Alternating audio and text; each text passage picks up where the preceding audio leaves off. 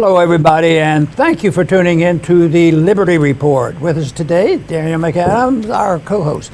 Daniel, good to see you today. Dr. Paul, how are you this morning? I'm doing fine. All right. Let's talk about Ukraine. You know, we haven't talked about Ukraine for 24 hours? Yeah, somewhere in there. A few hours.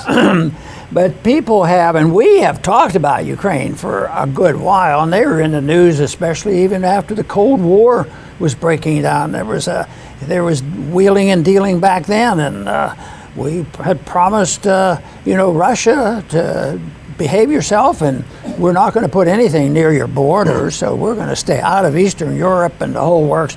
Didn't work out that way. Somebody did some fibbing.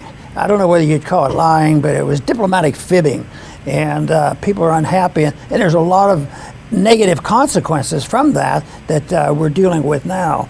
Because the headline this morning, because of course the NATO meeting is going on, Zelensky slams NATO's vague commitment on Ukraine's membership. That is the big deal. You know, are they going to become members? Now, the White House had a statement about this that should tip us off. White House says Ukraine joining NATO means war with Russia. Yeah. And that's probably where we might be closer. I don't know whether you can be absolute, but it introduces the notion that they're moving in that direction. Not much good can come about that. But all this globalism anyway just leads to war. It's just picking up the pieces and who's going to benefit. But yesterday, before when it was just opening up, the leaders of NATO was making a statement. I thought, well, reading this, you know, if you are very naive and very hopeful, you say, well, they're talking like decent people, you know. Yeah. It says, and their note and their announcement was the NATO heads of state and government participating said, we fully support Ukraine's right to choose its own security arrangement. Ukraine's future is in NATO. We reaffirm the commitment we made at the 2008 summit in Bucharest, and Ukraine will do this. And they said that, I'll get this, yes, and will now begin a period of intensive engagement with both higher political levels to address the question. That sounds diplomatic, and then I thought, oh, holy man, he must be demanding something like, don't fib with me, don't mess with me, just send more money. We need weapons, and you're all in this together. And if you don't do that, somebody's going to start World War III. And even Biden says, watch out. We have to be, cautious about what we're doing here.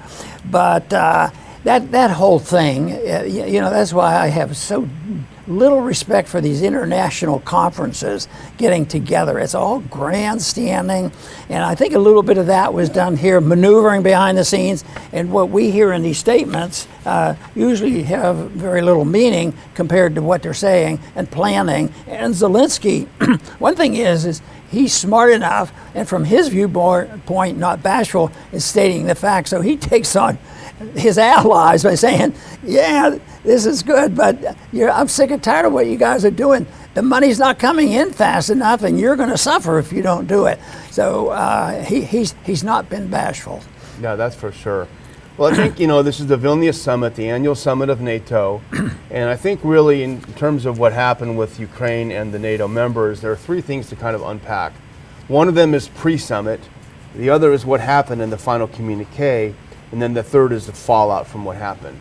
And so here's at least how I can piece it together. Now, this is the Washington Post, if we can put that first clip up.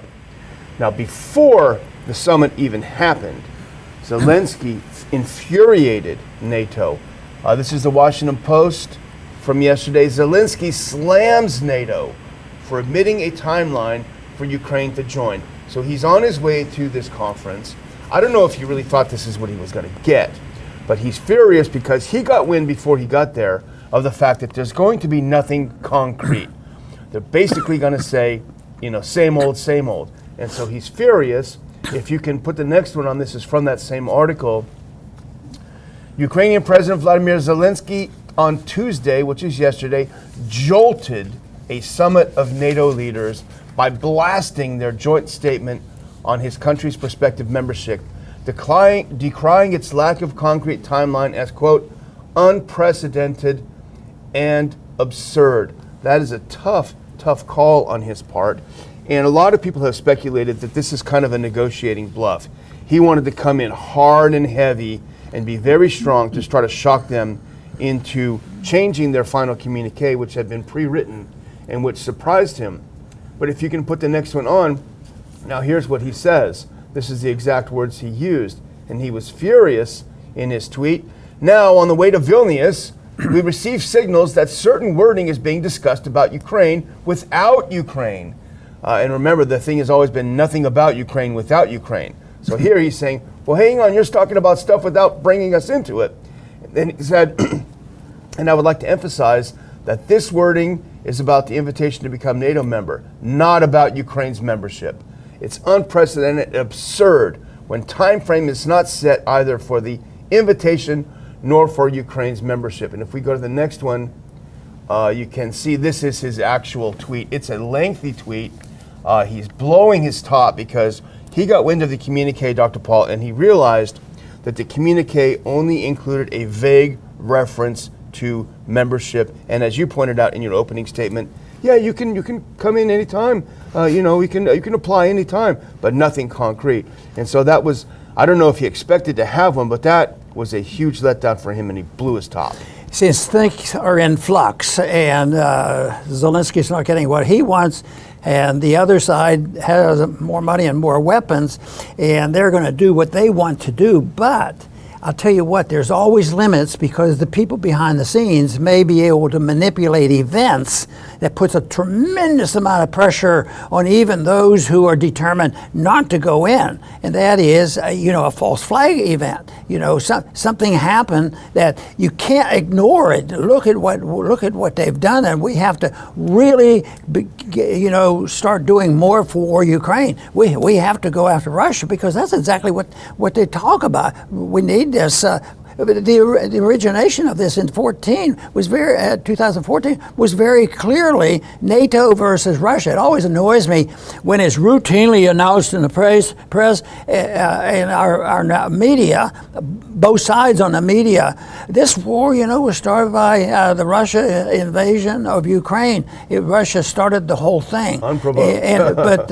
But there's a lot of qualification dealing with that to accept that at par, openly. But that's what they do. But I still always fear, that an accident can happen. It doesn't even have to be done by smart people who know how to do it. Sometimes blowing up these pipelines and all, they're not accidents. They're not unintended consequences. But so far, it takes probably some serious thinking with Russia, because there's a little bit of ganging up on Russia, and they're probably trying to get Russia to overreact or something, and expand the war. Who knows what? But I think that would be the worst thing, where people just forget everything. Just how quickly the sentiment changed from a little old virus that people were complaining about to 3 years of lockdown with the persistent destructions of our liberties, which have persisted since. And that was a change like that because of an event, and there's still people wearing masks around town. Yeah. Now, by saying what you said, which is the idea that this is unprovoked is not true, they would call you a Russian apologist. We would say, in fact, no, our message is stop provoking people. Don't provoke people with nuclear weapons. It's a dumb idea. It doesn't mean that Russia's a saint, and it's wonderful what they did. It's saying don't provoke people, which is a good policy. But so what Zelensky, I think, wanted from this summit is he wanted a concrete invite, but vague details. Like, he would rather not have vague details, but his compromise is, okay, invite me, but give me like a vague timeline so I can go back home and say, we're invited, we're going to go in, here's what we have to do, but not specific. He didn't get either, in fact, and I think that would infuriated. That's what infuriated him. But what he did get is an admission from Jens Stoltenberg, who's been the chief, he's the NATO Secretary General. He's been the chief cheerleader for this war from the beginning. He got a dose of cold water and hard truth, and we're going to play that first clip. But essentially what Stoltenberg is saying in this press conference is, unless Ukraine wins this war, i.e. prevails in this war, there's not even an issue of Ukraine becoming a member of NATO or getting any guarantees. So we must ensure that Ukraine wins. And everyone knows, even the U.S. government knows, that Ukraine is not winning. So let's listen to, in his own words, Stoltenberg spilling the beans on this whole thing. I agree that the most imminent task now is to ensure that Ukraine prevails as a sovereign, independent nation in Europe. So the most important thing we can do is to continue to provide weapons, ammunition, military support to Ukraine, because unless Ukraine prevails as a nation, as a democratic nation in Europe, there is no issue to be discussed about security guarantees or membership in NATO at all. I agree that the most what he's saying, Dr. Paul, is that we're going to keep doing what we have been doing, i.e. providing weapons that is clearly not working. We're going to do the same thing and hope for different results. Yeah. So that's basically his... That's not a new policy. It has been going on for a long time. You know, this idea that you suggested that Zelensky was a little bit annoyed not being treated like a first-class diplomat, you know, and invited him to come there and move along on that. But, you know, one thing that annoyed me, I guess it's been probably a year now, I don't know the exact date, is when Zelensky comes over here and he's in the midst of all this thing, and he, you know, to say it politely, he's a crony, but he's been involved in very controversial politics, and sometimes that we have welcomed some people in the midst of revolutions that turned out they were the bad guys. I have no idea what's going to happen, but for him to be able to come to Congress, you know, I just think that Congress, you know, they do so many dumb things and bad things. If I thought that was a move that, you know, that is nice. That's a peace offering, you know, to get along with people and let them express themselves. But I personally, and I don't have a legal reason for not doing it or constitutional reason to not allow it to happen. But it annoys me that they gave him that much, and now he's annoyed because he didn't get the same reception at the NATO meeting. I think that's essentially what he wanted. He probably wanted to be the kingpin there and running the show. Yeah. Well, you remember when he spoke before Congress, he said, the Battle of Bakhmut will change the course of the war. Well, they lost that battle, and he was actually right, because it did change the course, but not in his favor. Yeah. So here's what the NATO communique said, the final communique of the summit said. Now skip that next one and go to the next one. This is paragraph 11 of the communique, if we can have it. This is the operative, this is the key statement. The alliance will support Ukraine in making these reforms on its path toward future membership. We will be in a position to extend an invitation to Ukraine to join the alliance when allies agree. Go back, please. When allies agree and conditions are met. That is exactly the statement essentially from 2008, i.e. nothing has changed in the intervening years. You'll get in when we say you can get in, full stop. So that is essentially what they gave him after encouraging him to fight this war. And I added this picture because if you could put the entire Vilnius summit in one photograph, this next one is what it would look like if you put it on. Here, if you can even expand it maybe, because this is going around the internet. You see everyone else at the NATO summit greeting each other, having a good time, talking, and there's Zelensky just sitting there without a friend in the world. You know what the problem is? He didn't follow dress code. That's right. They thought he was the waiter. They thought he was the waiter. But then the final thing I'm going to say here, Dr. Paul, is then after this, Jake Sullivan really did say the quiet part out loud. If you can put that next tweet up. And this is not an audio. I mean, I'm not going to put the audio. I'm just going to read it. If you can put that next tweet up. This is what Jake Sullivan said, and you referred to it earlier on, Dr. Paul. The admission of Ukraine to NATO today would mean a war between the alliance and the United States with Russia, said National Security Advisor to the American President Jake Sullivan. Quote, why NATO, including the United States, each of the 31 members, were not ready to accept Ukraine. So that's why, because they finally said the quiet part out loud. Duh, of course, if we do this and Article 5 applies, then we'll be at war with Russia. And we've been teasing and pretending and waltzing around this whole issue for the past year, but the fact is, we can't come in. Just kidding, guys. Keep fighting down to the last Ukrainian. You know, you quoted that last sentence that was made. This is the conclusion. It was a one sentence. It really as you pointed out, it had been said before. They're saying it again, but all this other mishmash, it goes through it. But the position was stated there. But still, I think the people behind the scenes sometimes have other plans, and I'll probably be wrong, and that's okay. That I worry about some type of an event that changes people's minds. People do change their mind quickly, especially if it involves the people behind the scenes. It might not affect our politicians quickly, but the people behind the scenes might say, boy, this is it. Now the pressure is going to be put on our politicians, and you know, it's possible that even a person like President Biden might change his mind or something. You know, I don't know about maybe that. he'll say maybe he will say it's not that dangerous. Yeah. Yeah, you never know. I mean, the one thing that did come out of this, we didn't have this in what we were talking about before, is that the UK and France did agree to send long-range missiles. The US has not agreed to send ATACMS. Those have a 300-kilometer range and they can hit deep in Russia. That may provoke the final response from Russia if they do that. It's probably, I think, a very bad idea. But the one other thing I wanted to point out about this, Dr. Paul, is the reaction from the UK, because the UK, as you know, has been the driving mechanism in the war machine. They've been the yipping lapdog on the U.S. neocons. War, war, war. They're all for it. And particularly the Ben Wallace, the defense secretary of the UK, has been extremely, extremely pro-Ukraine war, pro-Zelensky. But even he, after Zelensky's explosion, really had to say something. And here's what he said. The Guardian captures very well the sentiment that's arising in the UK. We're not Amazon. UK Defense Secretary suggests Ukraine could say thank you more.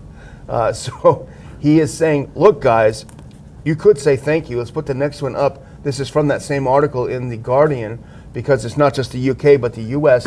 And here's what he says. Wallace says, whether we like it or not, people want to see a bit of gratitude, he said at the summit. Sometimes you're asking countries to give up their own stocks of weapons. Sometimes you have to persuade lawmakers on Capitol Hill in America. And this continues, that's Wallace again, and the U.S. National Security Advisor Jake Sullivan told a public forum at the summit he believed, quote, the American people do deserve a degree of gratitude from the U.S. government for their willingness to step up, and from the rest of the world as well, i.e., Ukraine, stop yelling at us for more weapons, stop yelling at us for NATO membership, just say thank you, shut up, and keep dying. That's the message. You know, they talked about other things at the meeting, and the one that caught my attention was they did mention China and Russia. Yeah. And I consider that very, very dangerous because, you know, we're provoking once again, you know, the whole situation there. But we were criticizing China for talking to Russia. Yeah. You know, we put sanctions on both of them, and then they started saying, hey, let's talk this over. What are we doing? Could we alter this and do some trading? And then if they do some trading above board, and they don't use weapons to do it, and then they start outclassing us in some of our sales and moving ahead, then all of a sudden, and even NATO has to go along, because evidently that was the American position, slam China, you know. So that to me, that might have been one of the biggest deals that they sneak in there, and they have to pursue that, because if you listen to the U.S. Congress, see, that's going to be an easy fight to motivate the Congress. You know, is the China issue. So that to me is a shame that that's happening, and this whole idea that we own the world, and you know, we can put on sanctions and boycott and blockade and everything else, but if somebody else does it, then you shouldn't do that. That's not being nice. We don't like you for that. You're right. I mean, that exposes the whole hypocrisy, because when it comes to Ukraine, then the U.S. says, well, Ukraine has the right to choose its own alliances. If it wants to join NATO, that's fine. But then with China aligning with Russia, they don't have any right to do this. How dare they do this? So, and the rest of the world sees this. You know, they're not a bunch of dopes out there. They know what's going on. So anyway, let's move on to our second story. And this is kind of an interesting story, because we saw this on Zero Hedge yesterday. We know the recent Supreme Court decision about affirmative action. A lot of people are cheering that decision, that it is proven to be unconstitutional. Let's put up this next clip, because the reaction among black Americans is kind of interesting. They did a poll right after that, And this is the headline: more Black Americans support the Supreme Court affirmative action ruling than oppose it, according to a new poll from YouGov and The Economist. If you go to the next one, this is from that same article. According to the poll, 44% of Black respondents said they at least somewhat support the recent rulings in Students for Fair Admissions versus the University of North Carolina and Harvard, which eliminated race-based admissions practices from college campuses. Only 36% of Blacks polled approve. So more African Americans are saying, yeah, we don't like affirmative action, than the ones that are saying, yeah, we got to keep it going. That's kind of an interesting development. You know, what this does, it refreshes some people's memory that all this affirmative action is faking. Yeah. Faking this need, this moral high ground that they have to help people. And there may be some need for that when there's a policy like enslaving people. Yeah. Yes, you can specifically state it and say what has to be done. But all this affirmative action and reparations, this gets way out of control. And that's based on the assumption that on a daily basis, it's political power. They can go back 100 years and say, so such and such happened that we have to do this. But it's based on the assumption that the minorities who want or need help for various reasons, you know, they need this help and they're incapable of doing it themselves. Yeah. I remember so clearly, Walter Williams, a good friend of mine who's passed away, is a libertarian black economist, which was a great combination because he could speak to this, and he did. He was great. Always annoyed. He said he would say it in public and just sort of enjoyed saying it. He said, "I don't need a black leader." So, but in a way, there are a lot of black leaders. But if they're leading us toward liberty and less government, they're despised by the so-called black leaders that Walter Williams couldn't stand. Yeah, like Clarence Thomas, how they hate him with the passion. Oh yeah, still. Yeah, they hate him with the passion. I mean, I can see this. I mean, it cheapens the perception of the quality of the education that they receive, that somehow they got a hand. So it doesn't surprise me, and I'm pleased about it, about this view. But I also wanted, we talked about this before the show, to bring up kind of an interesting contrarian perspective that I know you do share. And this came out from our good friend Jacob Hornberger, because he had a piece out this morning that we reprinted on our ronpaulinstitute.org website, because it's a contrarian but a very interesting libertarian perspective on the Supreme Court ruling. If you can put this next one up from Future Freedom. Why shouldn't a university be free to adopt affirmative action?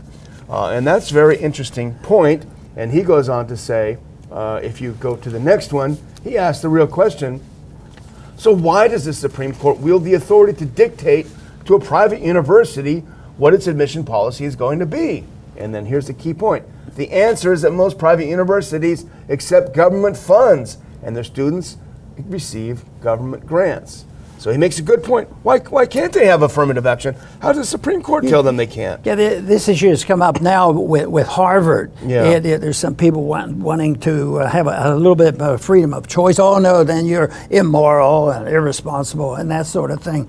But the answer, and I really agree with Bumper, because it's the issue of property. Property solves so many problems, whether it's a spiritual privacy, sexual privacy, economic privacy. It always has to be voluntary, and things can happen. But you know what my position is, and we've written about it, and that is that people have not only a right, but they enjoy being discriminate 30, 40, 50 times a day. Everything we do is a choice. We get up, we decide to do this, say hello, and it's a choice of doing one thing or another. So most things are still voluntary, but it's when the government comes in and say, oh, we don't like so-and-so for some other reason, so we're going to deny him his rights. And they come in and start regulating people, and that, of course, leads to a real problem. So voluntarism and property rights is so useful in working out answers for this, and I think people should realize to be discriminate there was a time, Daniel, that was to be good, you know. But this discriminate, I think a good parent is very discriminating in raising children. Yes, I mean, if you don't discriminate about who the kids hang around with, and that's one thing that our family understood very clearly. The people they hang around with will give you a pretty good indication of some of the things you have to contend with. And but sorting all this out of, I think, is private property, private choices, and family members, and not only not the federal government, but government per se. If the government gets involved when there is the private use of force, forcing people to do things, and the nonsense that went on the cancellation during the the lockdown and all this stuff. That's not the answer at all. And they do it couched in the words of freedom and liberty and prosperity, and also the Constitution. Nancy Pelosi, boy, if we believe everything she said, she was the greatest constitutionalist ever in Congress. Yeah, exactly. Well, I'm going to close out, and I'm just going to thank our viewers. We appreciate you watching.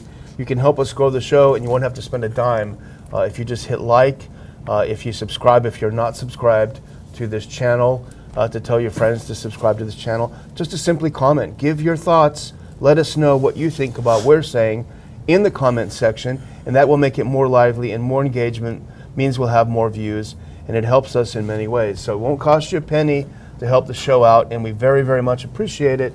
Dr. Paul, over to you. Very good. I'm going to close by just making a short mention of an important report and legislation that occurred back in 1910, and that came about in the medical field to look at the medical schools and decide, well, some of these schools aren't doing so well, and they need this and that. So we're going to analyze it. So the AMA and the government got together and they came out with this Flexner report, which says, no, that is true. There are some of these, they're not up to speed.